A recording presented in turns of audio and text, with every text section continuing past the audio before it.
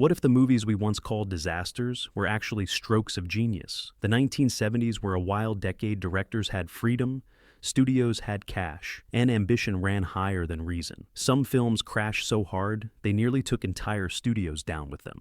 But over time, those very failures turned into masterpieces worshipped by critics and filmmakers alike. From misunderstood visions to lost classics, let's rewind to the boldest cinematic flops that secretly changed film forever. Number 15, Sorcerer, 1977. It opened a month after Star Wars, and that was the beginning of its doom. William Friedkin's Sorcerer wasn't a space adventure. It was a fever dream of danger and obsession.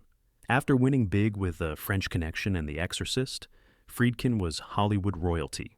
So, when he made a gritty remake of the French thriller The Wages of Fear, everyone expected another hit. What they got instead was 2 hours of sweating, grinding tension as men drove trucks packed with volatile cargo through the jungles of South America. Filming was chaos. Crew members quit, production ran over budget, and Friedkin's perfectionism burned through more money than anyone expected. By the time it hit theaters, the audience had already moved on to galaxies far, far away. Sorcerer bombed, earning a fraction of its enormous cost.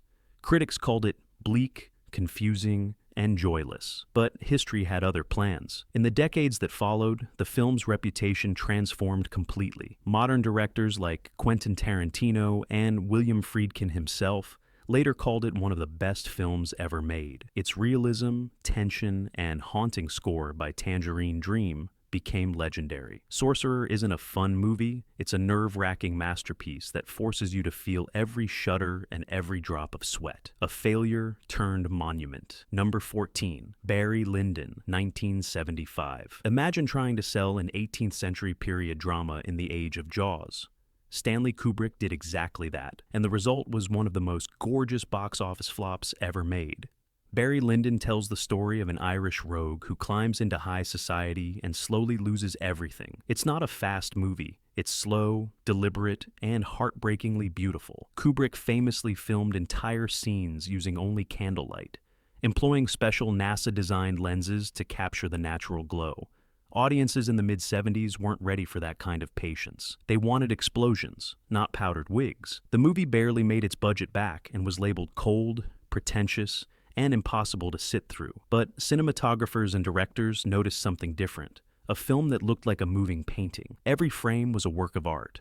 Over time, Barry Lyndon became a touchstone for visual storytelling. Its influence can be seen in films from The Favorite to There Will Be Blood, the same movie that emptied theaters now fills film. Schools. Kubrick wasn't making a blockbuster, he was carving his name into cinematic stone. The world just took a few decades to catch up. Number 13, The Conversation, 1974. In between the two Godfather epics, Francis Ford Coppola made a small, paranoid thriller about sound surveillance, and it quietly became one of the best American films ever made after failing to find an audience. The Conversation follows Gene Hackman as a surveillance expert who accidentally records something he shouldn't have. It's a film about guilt, privacy, and the cost of listening too closely. Paramount thought they were getting another mob hit. Instead, they got a moody, quiet film with long silences and no clear heroes. Audiences didn't know what to make of it. It was overshadowed by Coppola's own Godfather Part 2, released that same year, which made it look like a side project in comparison. But time proved its brilliance. The Conversation predicted the modern age of hidden microphones, data leaks, and digital spying long before those things became reality. Every shot feels claustrophobic. Every sound has meaning. Hackman's performance as a man, unraveling under the weight of his own paranoia, remains one of his best. What failed in 1974 became prophetic. Coppola built a mirror for our future, and most people missed it. Number 12, Two-Lane Blacktop, 1971. If Easy Rider was a shout, Two-Lane Blacktop was a whisper. Director Monty Hellman crafted an existential road movie starring musicians James Taylor and Dennis Wilson, and it might be the quietest masterpiece ever made. Universal expected a fun, car racing film. What they got was a minimalist poem about isolation and obsession. There's barely a plot. Two men in a Chevy race across America, picking up a mysterious girl and challenging a talkative stranger played by Warren Oates. That's it. No explosions, no big payoffs. Just the slow rhythm of the road and the emptiness between destinations. Universal didn't know how to market it, so they barely did. The film vanished, earning almost nothing. But among filmmakers and critics, Two-Lane Blacktop became sacred.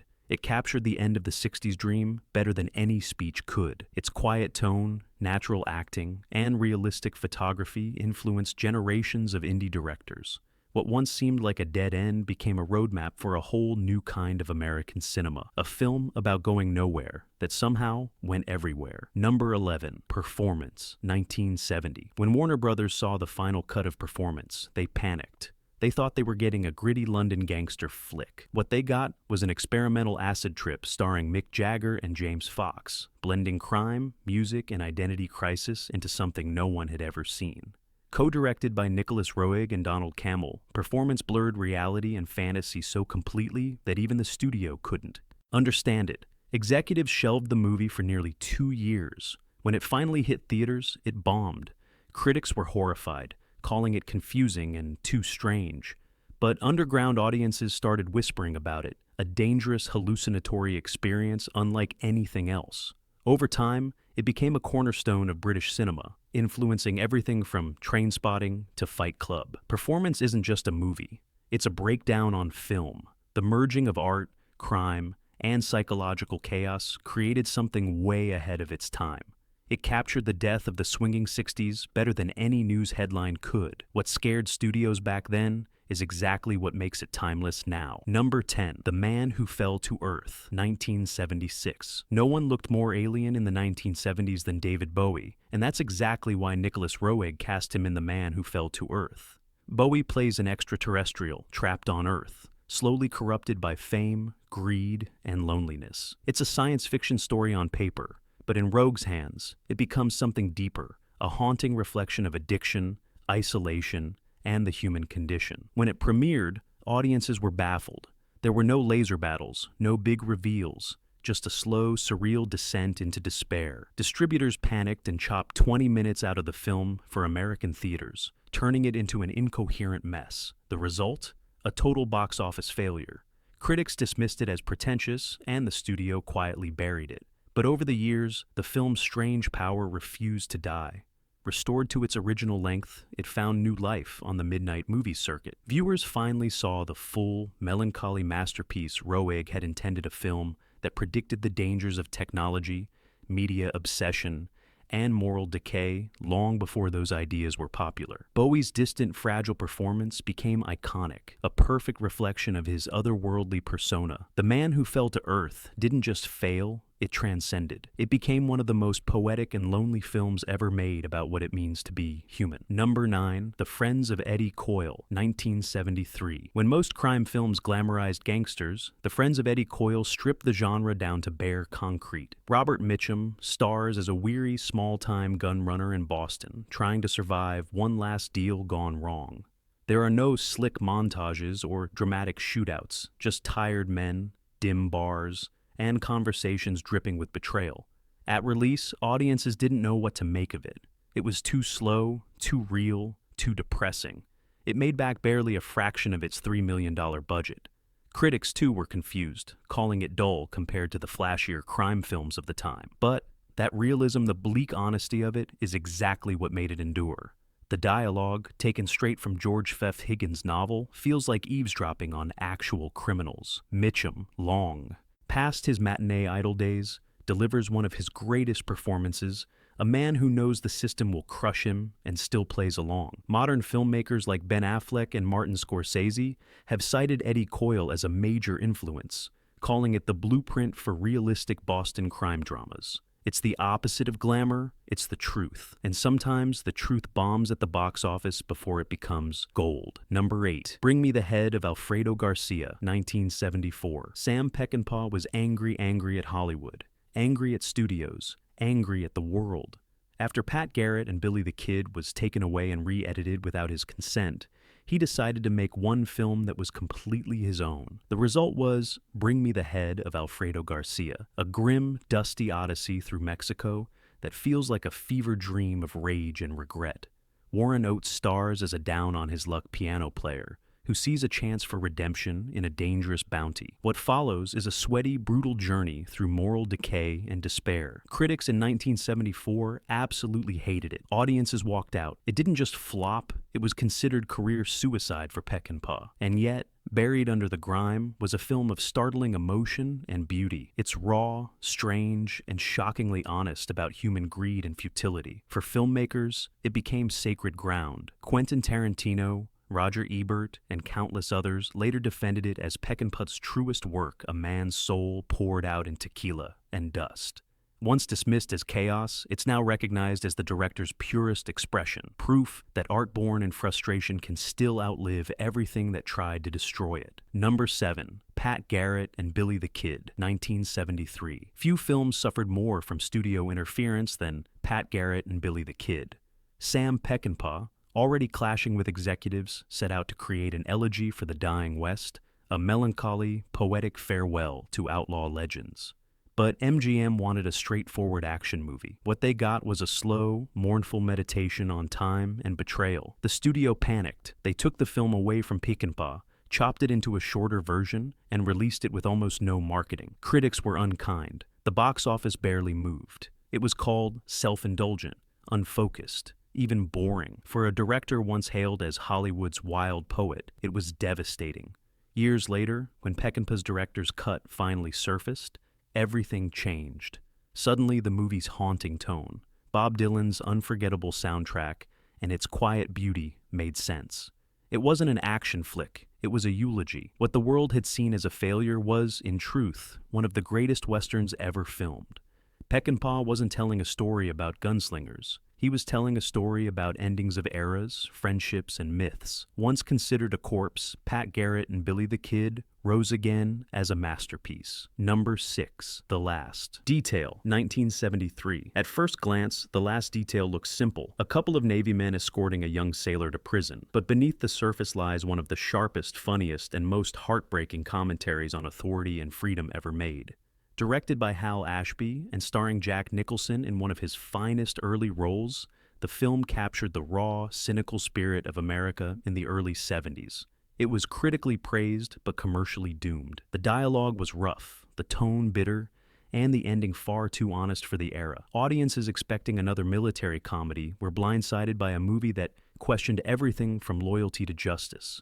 Despite Nicholson's star power, it struggled to find its audience and barely recouped its modest budget. Over time, though, its reputation only grew. Filmmakers admired its fearless realism, and Nicholson's performance became iconic, a blend of rage, humor, and tragic wisdom. The Last Detail is now seen as a defining moment in the new Hollywood era, proof that character-driven stories can cut deeper than any spectacle.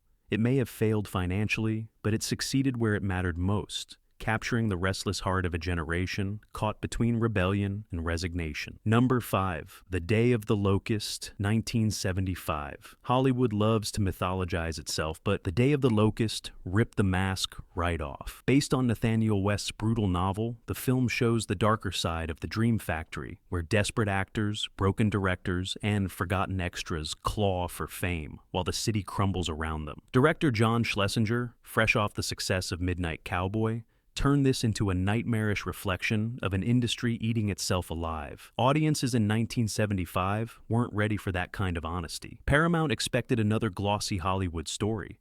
What they got was a disturbing vision of failure and hysteria. Critics were split, some calling it overblown and grotesque, others recognizing it as an artistic grenade. The film's chaotic climax, a riot that tears through a movie premiere, left viewers shocked. It bombed, earning only a fraction of its cost. But time changed everything. What seemed excessive then now feels prophetic. Its commentary on the madness of fame and exploitation mirrors today's influencer culture and collapsing celebrity machines. Donald Sutherland's haunting performance as a meek dreamer, crushed by the system, remains unforgettable. The Day of the Locust failed to sell Hollywood glamour because it told the truth, and that truth aged beautifully. Today, it stands as one of the most terrifying portraits of show business ever made. Number 4. New York, New York, 1977. After Taxi Driver, Martin Scorsese could do no wrong, or so everyone thought. Then came New York, New York, a jazz-fueled musical starring Robert De Niro and Liza Minnelli that collided art house experimentation with old-school Hollywood spectacle. Scorsese wanted to reinvent the musical by stripping away its fantasy and showing the pain beneath the performance. It was bold, ambitious, and a disaster. The movie's production was as chaotic as the music it celebrated. Scorsese was pushing himself to extremes, obsessed with authenticity. De Niro and Minnelli delivered stunning performances, but the film's tone was uneven, half dazzling, half devastating. Critics didn't know how to process it, and audiences expecting a traditional musical fled after opening weekend. It was an expensive misfire, one that nearly ended Scorsese's career. Years later, though, New York, New York earned a new reputation. Its title song became a timeless anthem, and its themes of creative obsession and self-destruction resonated with filmmakers everywhere. What once felt bloated now feels visionary, a deeply personal story about love and ambition that mirrors Scorsese's own turbulent journey. It may have lost millions, but artistically, it won something far greater: immortality. Number 3. The Last Movie, 1971. Dennis Hopper was Hollywood's new golden boy after Easy Rider. Studios gave him complete freedom for his follow-up, The Last Movie. That freedom turned into chaos. Shot in Peru with no script continuity and endless improvisation, the film blurred reality, filmmaking, and madness. Hopper wanted to deconstruct Hollywood itself, a movie about making a movie that destroys everyone involved. Universal expected another counterculture hit. Instead, they got a surreal, fragmented fever dream that audiences found incomprehensible. Critics attacked it mercilessly, calling it self-indulgent nonsense. The studio pulled it from theaters after just a few weeks, and Hopper's career imploded overnight. The legend of The Last Movie became one of failure, arrogance, and excess. But decades later, cinephiles began to see it differently. Beneath the chaos lay a brilliant critique of Hollywood's colonial mindset and its addiction to spectacle.